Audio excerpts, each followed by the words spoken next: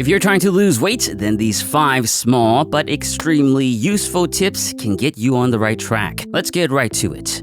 So we all know the boring fundamentals of weight loss. And although there has been traction on potential weight loss miracle drugs, the demand for them is much higher than its current supply. So ethically, we should reserve these drugs exclusively for people that genuinely and truly need them. Celebrities. Unfortunately, that does mean the rest of us gotta stick with those boring fundamentals. And that is fundamentally to eat less and move more. But knowing this alone isn't always enough. And if that's your situation, then implementing just 5 relatively small changes, all with the goal of helping us eat less and move more, may be all you need to move and eat in the right direction. Let's start with focusing on the move factor with the first tip, and that is to take pre-workout and creatine supplements. Only a handful of supplements, legal supplements, has consistently shown to improve exercise performance, and easily at the top of the list is caffeine, the primary ingredient in most pre-workouts, then followed by creatine. Now, the first thing in mind for losing weight isn't exactly exercise performance, but the fact is, increasing performance usually means increasing work output, which means moving more, which means burning more calories. So no, pre-workouts and creatine are not reserved just for people trying to get stronger, build muscle, or impress their IG friends with all the supplements they bought but never end up using. They can also definitely be great for weight loss. There is one catch, however. Creatine can and will cause bloating over time due to its water-retaining properties. Not the best thing for weight loss. Fortunately, this bloat can easily be reversed once you stop taking creatine. Overall, these supplements are fairly simple additions that can help us move a bit more and burn more calories.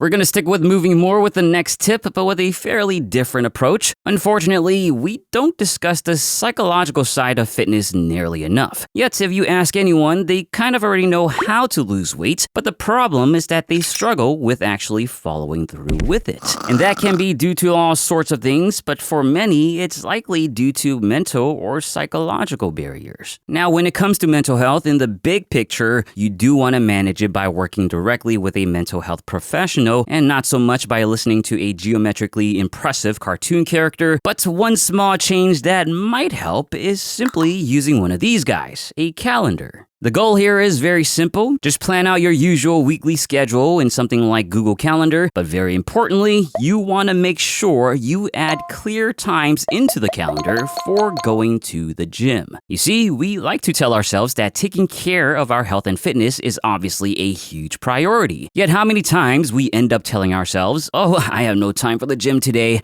maybe next time. Now that you'll excuse me, this 3-hour TikTok session isn't going to finish itself, and House of the Dragon after. But the excuse of not enough time won't work really well once you actually dedicate time to exercise and exercise alone, even if it means shuffling other things around to make space for it. Psychologically, this shows intention on your end. For the first time, you have a clear visualization of exercise integrated alongside high-priority items that you never make an excuse not to do, like going to work or school or caring for your family. Thus, for the first time, you have proof that you do truly prioritize your health and fitness. And seeing that with your own eyes might be all you needed to finally follow through or at least be more consistent with exercise, and a simple calendar is perfect for that. Now let's talk about the more fun side of weight loss. Of course, I'm talking about dieting, aka counting calories for a little while, then saying "F this," uninstalling that stupid calorie tracker, and then filling your fridge back up with your trusty mint and chip ice cream. Yes, forcing yourself to eat less and less just to drop down those stupid calories suck. And it's all because of those stupid science nerds with all their stupid evidence supporting stupid calorie deficits. Fortunately, there are ways to help with this, and even things that are less stupid than counting calories. Instead of doing that, for the third tip, you can simply count, or really just pay attention to, the amount of veggies and protein you're eating.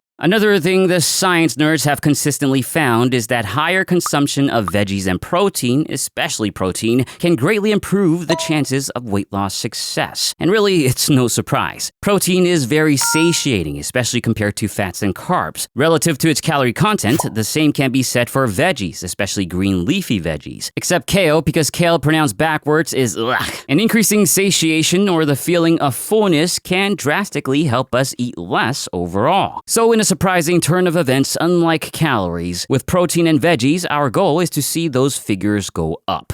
Now, ideally, it would be nice to track them as accurately as possible, but honestly, you can kind of just eyeball it and use something like your hand for scale. I do recommend, though, that you at least log things down in a food journal. Just like with a calendar, visualizing your protein and veggie eating habits, especially if you're hardly getting any of them right now, might be the one realization to compel you to start changing things up on your plate. Like if you ate one hand's worth of veggies today, why not shoot for one hand and a few fingers tomorrow? When you do start making changes for the better, there's a very good chance that you automatically create that stupid calorie deficit without ever counting a single stupid calorie. Staying on the topic of protein, the next tip can help us with getting more protein, and that is to consume a protein shake before one of your meals. Yes, protein is great for satiety and helping us eat fewer calories, but of course, it can help with our muscle. Now, you might not exactly build a lot of muscle when you're losing weight, but by getting more protein, we can at the very least preserve some of the muscle we have now, especially if paired with a resistance training program. If your intentions with weight loss is primarily for aesthetics, then I'm guessing you don't want to lose a lot of muscle. So by consuming a protein shake or bar right before a meal, we're essentially taking advantage of those satiating and muscle benefits of protein.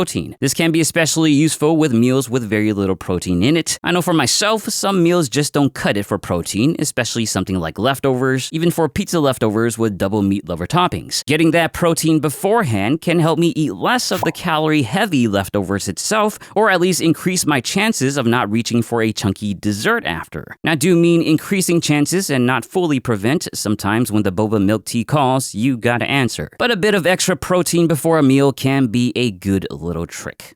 And finally, my last tip, if you are tracking all of your calories, then you might want to round up on your counts from time to time. When it comes to counting calories, the research has made it abundantly clear that we amazing humans truly suck at it. The most common problem being that we underreport our calorie intake, aka we think we eat less than we actually do. If you ever wondered why counting calories did not work for you, I'm not saying it's true, but just like me ignoring the pain while deadlifting, you probably fucked something up. One way to somewhat remedy this issue is simply by using a higher calorie estimate of certain food items we eat, especially if they're tough to accurately estimate. So things like those leftovers, eating at a restaurant, or using different size cuts of certain ingredients. You're likely gonna make a bunch of guesses when punching these things into your calorie app anyway, so why not guess just a bit higher than you actually think it is? It's still unlikely to be accurate, but at least more likely to help you avoid underreporting, which improves your chances of creating that stupid deficit. Just don't overdo things and overestimate everything you eat. That'll just create another problem of overreporting. Usually, if the app says something has fewer calories than your gut thinks, then you might want to go with your gut before you put more into your gut.